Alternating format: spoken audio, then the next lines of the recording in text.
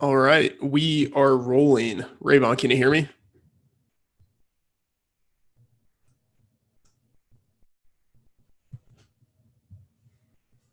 Raybon, can you hear me? Yep. Okay. All right, let's do this. Hello, everyone. Welcome back to another NFL episode of the Action Network Live Show. I'm Matthew Friedman, the editor-in-chief of Fantasy Labs. We are breaking down the Thursday night slate for week 3 of the NFL preseason, the all-important week 3. Here with me is Chris Raybon, a senior editor and analyst of the Action Network and a co-host of the Action Network show on Sirius XM Fantasy Radio. Chris, you are looking sharp. Have you recently had a haircut? I actually did. I got one earlier this afternoon. Thank you. Nailed it. We could start the show on time because everything went smoothly. Yeah, I am thrilled that I was able to spot that. Okay, everyone, be sure to check out Ian Harditz's breakdowns for tonight's 6-game slate. There's a betting breakdown at the Action Network and a DFS breakdown at Fantasy Labs. If you have questions, drop them in the chat and we will get to them. Raybon, are there particular instructions that we should give out for the questions, or just put them in the chat and that's it, right? Yeah, just put them in the chat. Yeah. I guess Twitter, I'll open Twitter. So if you guys are, but yeah. Essentially, I guess put them in the chat or put them in the chat. Okay.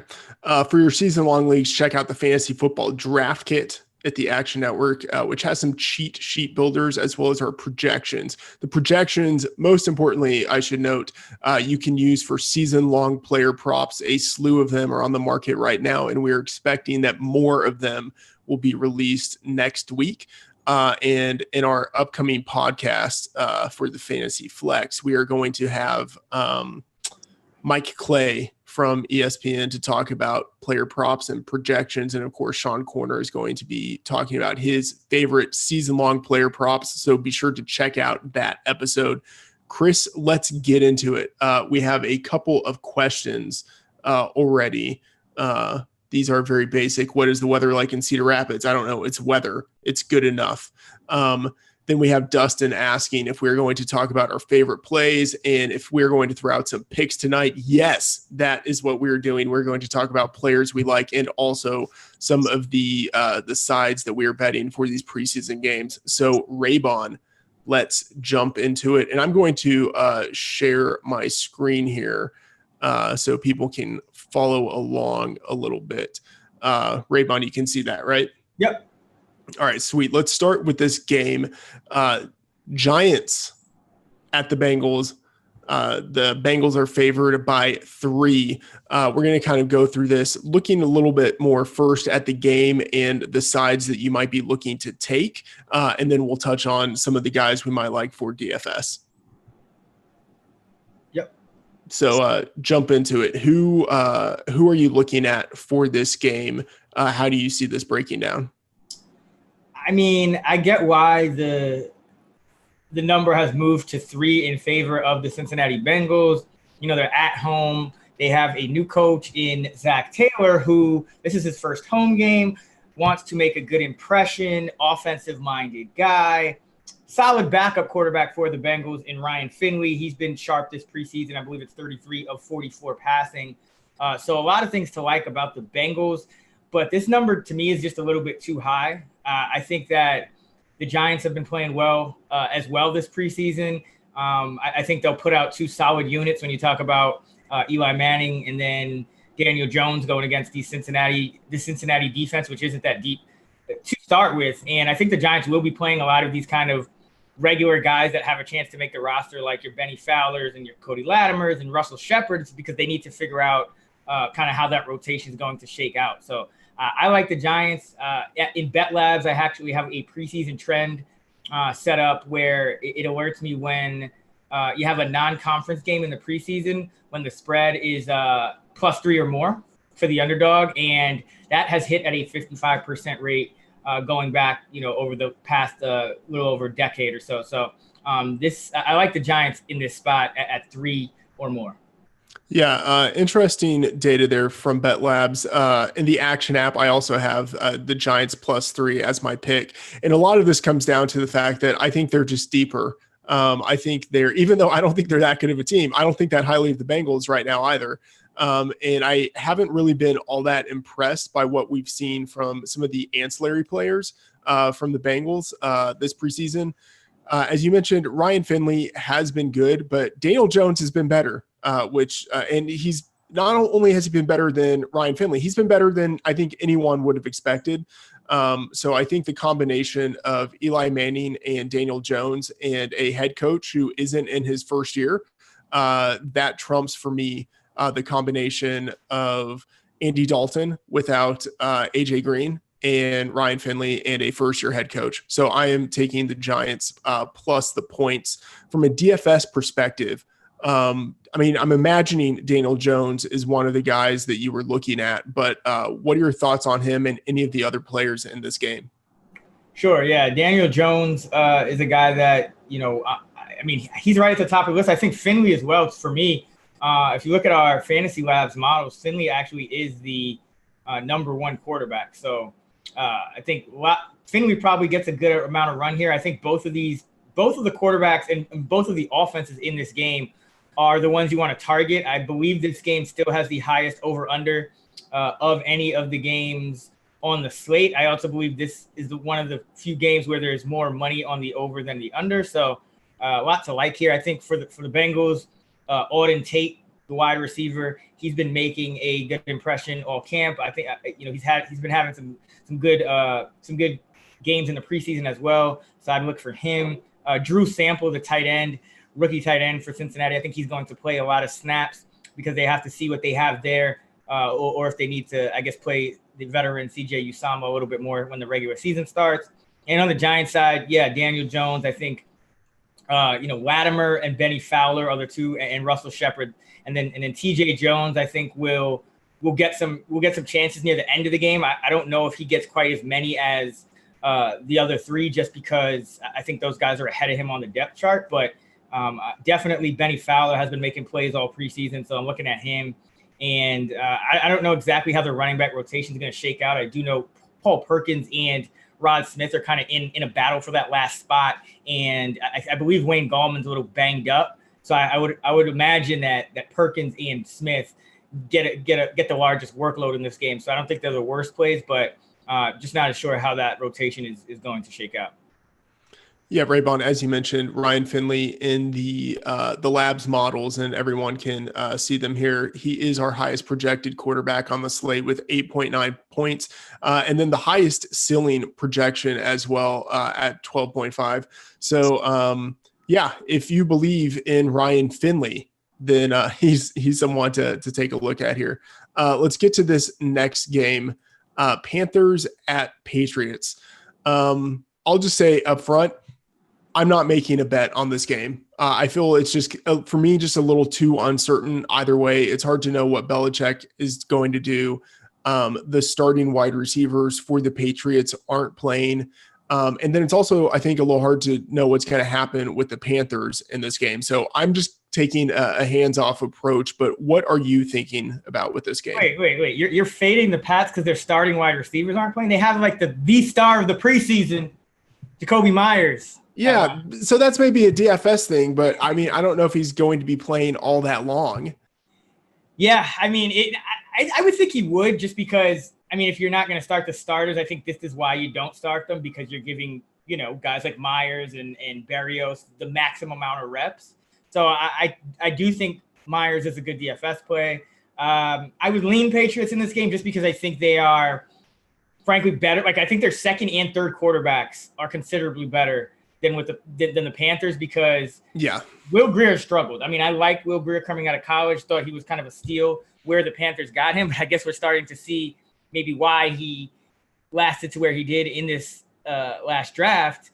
But it's been kind of tough for the Panthers, when their second unit comes in on offense. So I would lean Patriots because I think Jarrett Stidham, even if he plays a large portion of the game, is better at this point and has played better than anyone that the Panthers can put out. And DFS, I think, Myers is at the top of the list. I think if we see, I believe we're going to see some Damian Harris, right? He's not, as long as looks like he's going to go, I think he would, he looks like he's going to go. So He's near the top of our models. I like him a lot.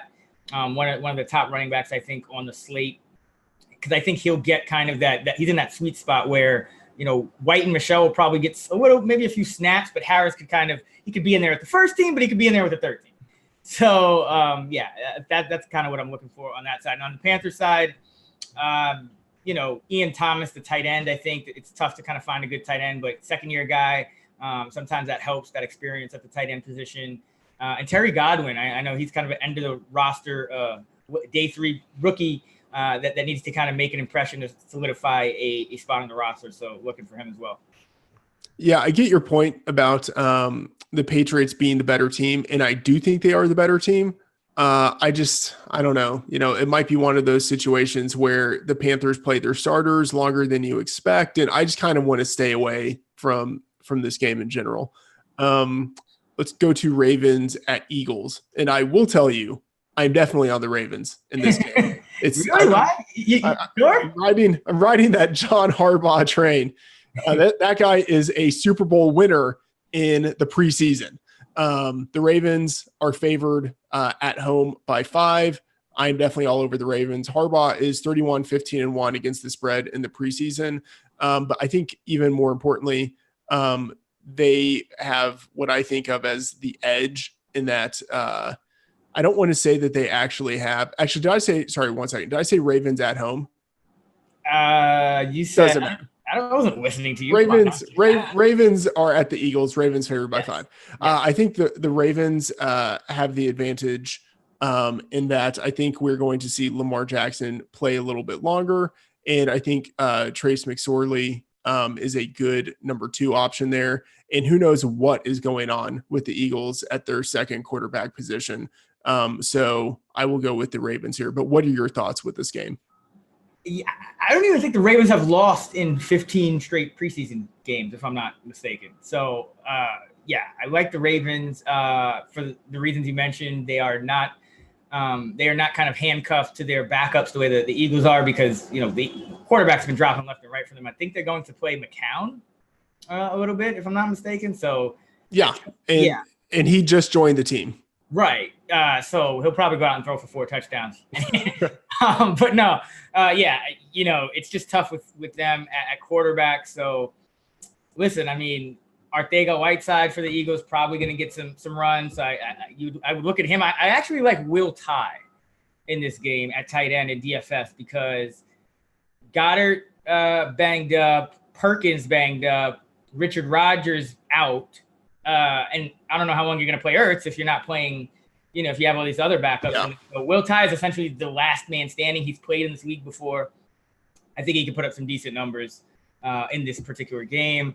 I like the Ravens. And on their side of the ball, I mean, Justice Hill, I think this will probably be a game where we see a good dose of him. We've seen kind of Dixon come in the game before him a couple of times, but I think this is one of those games where it's kind of the tune-up for a guy like him. You're seeing how much of the load he can handle. So he's the guy I'm kind of looking at as far as running backs. And then at wide receiver, I think Miles Boykin probably gets a good chance to make some plays in this game, because I believe he's going to be kind of their number 1 perimeter receiver, maybe the number 2. I think Willie Snead will be in the slot.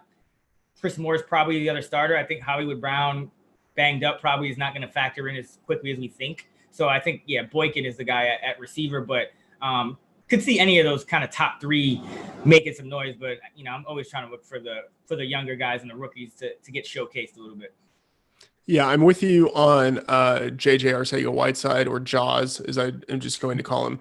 6th in air yards this preseason, so a lot of opportunity there for him. I would also say, I guess, if the Eagles are going to kind of probably take it easy on their starters, I would say Arcega-Whiteside, like all of the pass catchers on the Eagles, like it's just you got to hope that because if they have McCown out there, I mean, at least he's a veteran guy that can look. So Arcega-Whiteside, but also Matt Hollins, and Merck and Michelle, because those guys are kind of fighting for a roster spot as well. So I think any of those 3 plus Will Tye, because he's like the only tight end, probably a little more viable than you would think given the quarterback situation.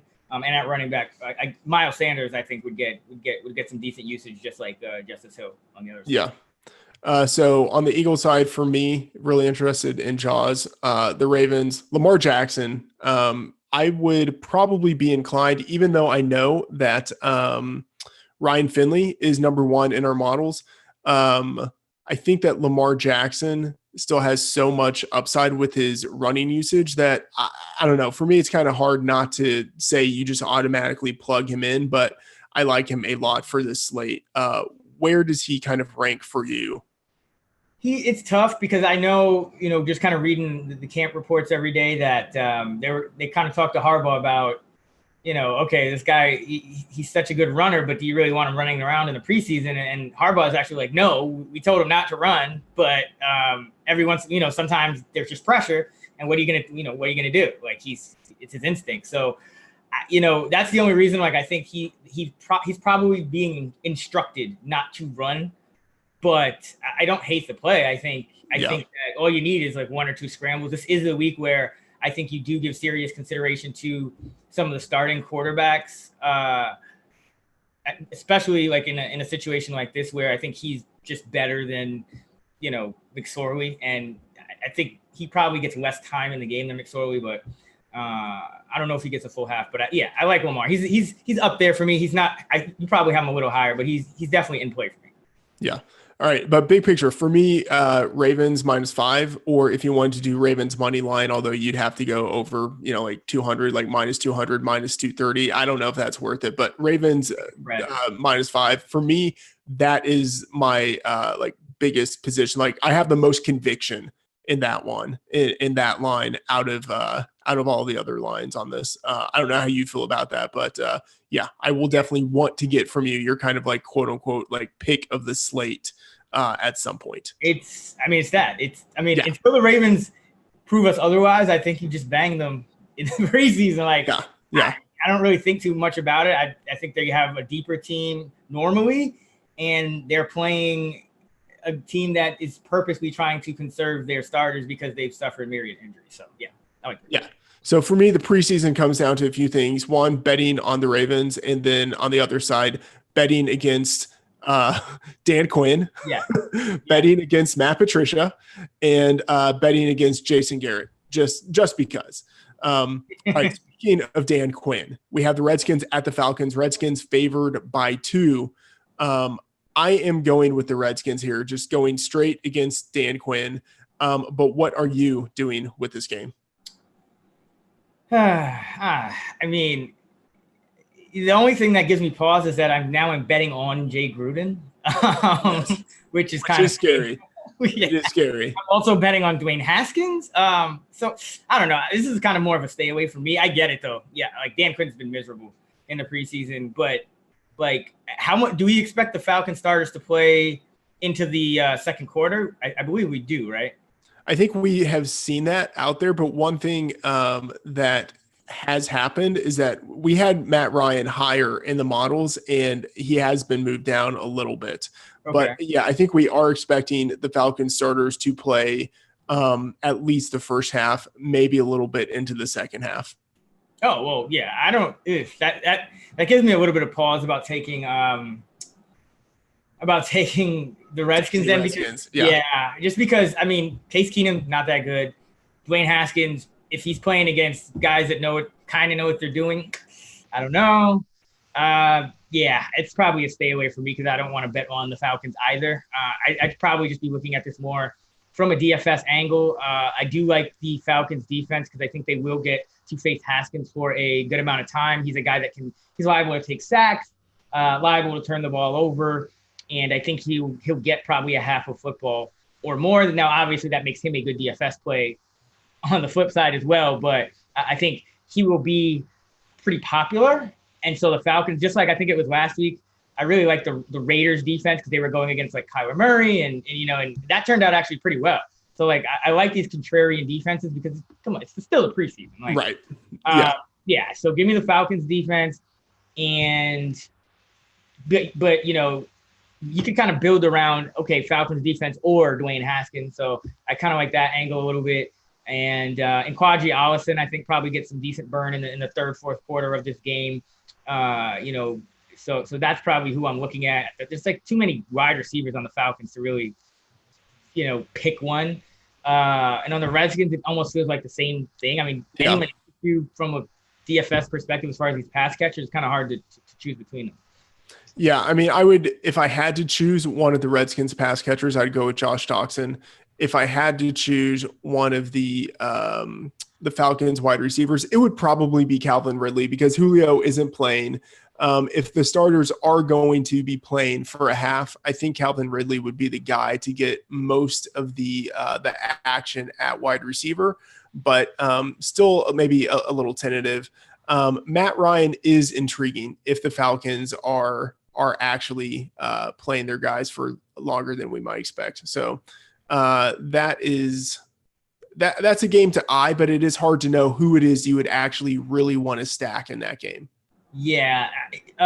Curious is like your thoughts on Doctson. Is this because they're letting him showcase himself for when he gets cut and it's the open market, or because they really need to see like if he's better than some of these other guys on the roster, or what?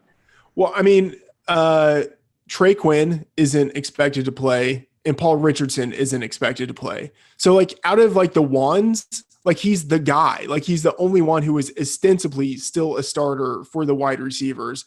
And Terry McLaurin hasn't played at all in the preseason, maybe like a couple of snaps. Yes. So I think like Doctson, like he seems like the guy at this point. And if they are playing their starters for a decent chunk of time, I think that Doctson kind of has to be the guy to get some action there. Is this a situation where Keenum is starting, right? I believe so. Okay, so if this is a situation where if you're going Keenum, maybe you go Doctson, but if you go Haskins, you go a different direction. Because I'm thinking like Haskins is getting more reps with the twos. He's probably getting more reps with like Robert Davis, Kidsey, Harmon, and those guys. Whereas Keenum probably throwing a lot more to Dotson, Vernon Davis, and those guys. Yeah, exactly. If you are looking to stack the quarterbacks, I don't think you would go Doctson with the rookie. It's Doctson with the veteran, and then you have Haskins with all of the number 2 and number 3 wide receivers. Yeah, I think that's the way that you do this. Okay, next game, Packers at Raiders. We have who is favored in this game right now? We have the Raiders. We have the Packers favored by 1.5. What are you doing with this game? I think I like the Raiders. I mean, I don't know exactly why the Packers are favored. Maybe because I guess their starters are going to play. But I mean, first of all, because it's the Packers versus the Raiders, and people like the Packers and they think that the Raiders suck. I feel like that's almost all that went into this line. Yeah, Then okay, if that's all it is, then give me the Raiders. Like, first of all, the Raiders have been like the best team in this preseason. All 3 of their quarterbacks have been balling. Yeah, including Nate Peterman, which is like they're at the point where they're scared to put Nate Peterman on waivers because they don't think that he will make it to the practice squad. Which is the saddest statement ever. Like so many things are wrong with that idea. So yeah, I mean, no, seriously, I think the Raiders, I don't know if you've gotten a chance to see DeAndre Washington at all, but he was like a different guy this preseason. They're talking about now that I've read a guy that, the beat reporter, I forget, it's in The Athletic, I forget his name, but he's essentially saying like at this point, it's either Washington is beating Doug Martin or like they're both making the team. So I just like the Raiders, period. No matter, Mike Glennon's doing well at the number 2 quarterback. So I think this line is a little bit off, probably because we are going to see some Aaron Rodgers. But yeah, I like Glennon in this game. I like a lot of those kind of like Hunter Renfrow and a lot of those kind of fringe Ryan Grant. JJ Nelson, I believe, is a little banged up, but Ryan Grant and Renfrow I like in this game. And Washington, I think he closes the game out.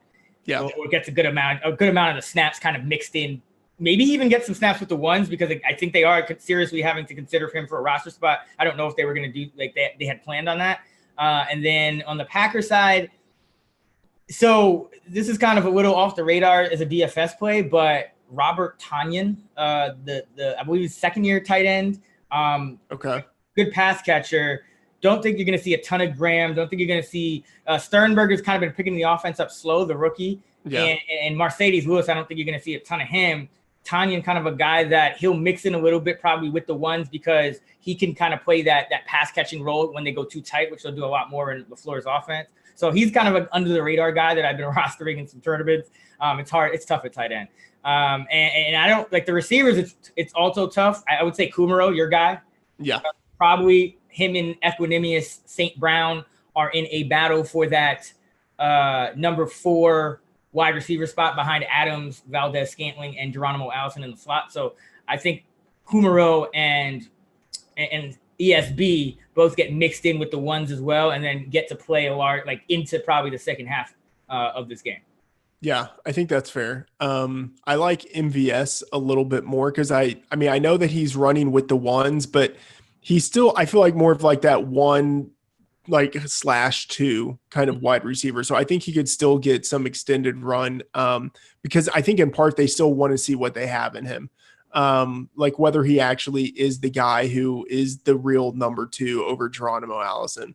So I think he might get some more action. I think that's clear, honestly. Like it's been all camp. It hasn't changed because it's just that. So I wrote about this in my my coaching tendency for all 32 teams article that's out now on actionnetwork.com. It's also my pin tweet at Chris Raybon, but talked about how Allison and Rodgers just haven't really been clicking on the intermediate to deep level. It's been a lot of stuff 10 yards and under. And MVS is kind of the opposite. You know, it's been a little more balanced, but the stuff that's down the field, they've been able to make it happen. He actually finished in the top 15 in yardage gained on passes that traveled 20 or more yards in the air last year per Pro Football Focus. So I think it's going to kind of stay that way. Now they'll probably run a 3 wide base because LaFleur, he goes with whatever position group is stronger. So in Tennessee, it was usually the 2 tight ends because even with Delaney out, it was 2 tight ends. Yeah. But in Green Bay, it looks like it's going to be that 3 wide base set. So I like it. I like MVS just because I think Rodgers is going to probably test him. If he's in there, you probably give him a lot of targets because you know what you got now. Yeah. I'm taking the over in this game, over 39 and a half at some books. So kind of wherever it is that you find that number, but I'm taking the over. And in part it's because, as you mentioned, the Raiders have looked, at least on offense, they've looked very good this preseason. But their defense was exploited last week. In week 1, they played against the Rams, who weren't really playing any of their key players. So it's a little hard to know what to do with that sample. But their defense was bad last year. It's not a good defense in general. So I think they can be scored upon, especially by the Packers, who have a good offense. And the Packers have allowed 26 points in each of the last 2 weeks. I think it might be I know that they sort of rebuilt their defense this offseason, but it might take a little bit longer for those pieces to coalesce. So I'm pretty good with taking the over here. And because it is a game that I think could be high scoring, I think it is one that you would want to stack. So a lot of potential, I think, in this game. And then the last game on the slate, Jaguars at Dolphins. And we have the Dolphins favored by 1. Chris, I mean, for me, I kind of don't even know what to do with this game. So I'm staying away from a betting perspective, but what are you thinking? Give me the Jags. Give me the Jags. Like, I get why the Dolphins are favored. I mean, you have a second quarterback, I guess that's better than the Jags in Gardner Minshew, but the Jags are going to play some starters. I like the Jags starters in DFS because I think they'll get some decent run because you haven't really seen them this preseason. So I like Nick Foles paired with Chark or with Chris Conley because Chark, because he's been kind of standing out in camp, he gets air yards. Conley because he also had a good camp, but he also has that experience working with Foles from their time together in Kansas City. So either of those guys, and by the way, every one of their tight ends except for like O'Shaughnessy is like banged up. So and they don't have Benny Cunningham as a pass catching back. So I do think that this is a situation where they will throw to a lot of those backs that don't normally catch passes, like who do they have? Thomas Rawls and Raquel Armstead. So like those guys, I think will get targeted just to see what they look like in the passing game, but they'll also probably get a lot of pass blocking snaps to see what they look like there as well. So add it all together, and I like Foles, and I like him to his two deep guys. What are your thoughts on Fournette here? Because he hasn't played so far in the preseason, but in week 3 last preseason, he did see some pretty significant action. Yeah, I think that's actually a good call. It's, I think he will get some decent burn. We'll see how the defense responds to that. Like if it's like the regular season where they just like stack the box, and which is another reason I think maybe the guys outside can get some single coverage. But yeah, no, I think he will. They kind of talked about they need to see him catching the ball more. So I like him from that respect, especially in DraftKings. He'll probably get a few catches, and yeah, I think they'll try to get him going at least on the first series or two. So I think it's a situation where they might throw to him like 3, 4, 5 times in the however amount of time he's in the game. And if they're near the goal line, they might try to get him a goal line carry as well. So, or even one of those goal line, like play action, little dump passes. So yeah. I think that's a good call. I think the Jaguar starters are my favorite starters to play on this slate, because I think like no one really knows what to expect. We haven't seen them. I think they're going to get a lot of run. And I think, I don't think the Dolphins defense is really anything to fear. Yeah. On the other side of this, Kalen Ballage is someone potentially to consider. But for me, like Preston Williams is the guy I really like, because I think he's going to get some run with the ones, but I think he's also going to get a lot of run in the second half of this game, because they just, I think, want to see like really what do they have in him. So what are your thoughts on the Dolphin side of the ball? Well, I mean, if he gets run with the ones, he's probably not catching anything, because we saw it last week where what is it, like 1 for 7 targets or something like that. Yeah. And it's the Jaguars D, so that's probably tough. But I do agree. I think I like the angle of he's like a post hype play now, because everyone was on him last week. Yeah. I think he caught 1 ball. I'm like, I was just watching that game, rewatching that game last night, and yeah, he dropped a couple. Defense made a couple good plays. So yeah, I do like Williams, Isaiah Ford for the Dolphins, and I think both of the quarterbacks you are probably in play in this situation, because I think you're not going to see a third quarterback. You're just going to see Fitz and Rosen for the duration of this game. All right. Anything else that you want to hit on? Any questions that we got? Let's go to the chat. Why are the Bengals getting sharp money? So again, it's because, Ryan Finley, and I think it's the angle of Ryan Finley combined with the first-time head coach in his first home game, whereas the Giants on the road, they've already had 2 preseason wins. This is not the first year for Shermer. People are just feeling like the motivations don't quite align, which I get, but I'm just saying if it's +3 or more, I'm taking the Giants. BetLab's trend backs it up, and I just don't think that the disparity is that great once you're getting a field goal or more. So I get it if it's under 3. I would probably just stay away, but I think that's why the sharp money is on the Bengals. Is that what your kind of thought process is, Friedman? Yeah, that would be my sense of it. But yeah, +3 for me, it's too much, especially in the preseason. And really, I like the talent more on the Giants. I think they're the more talented team. So yeah, especially at GM.